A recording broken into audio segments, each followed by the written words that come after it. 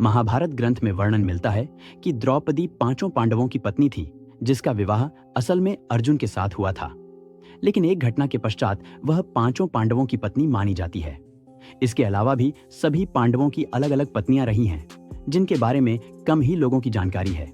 चलिए जानते हैं इस विषय में। महाभारत हिंदू धर्म के मुख्य ग्रंथों में से एक है। पांडव महाभारत के मुख्य पात्र रहे हैं। पांचों पांडवों की एक ही पत्नी द्रौपदी से विवाह की कथा तो लगभग सभी लोग जानते होंगे। लेकिन आज हम आपको बताने जा रहे हैं कि द्रौपदी के अलावा पांडवों की और कितनी पत्नियां थीं और उन सभी से कौन कौन सी संतान उत्पन्न हुई। युधिष्ठिर का विवाह देविका से भी हुआ था, जो शिव साम्राज्य के राजा गोवासन की पुत्री थी। इनका विवाह युधिष्ठिर और देविका के पुत्र का नाम धौधेय था।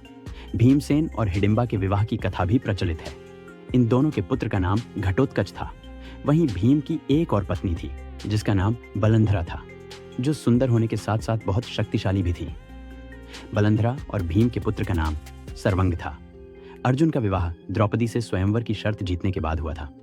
इसके अलावा अर्जुन की 3 और पत्नियां थीं, जिसमें से एक श्री कृष्ण की बहन यानी सुभद्रा थी, उलूपी थी, जो एक नाग कन्या थी।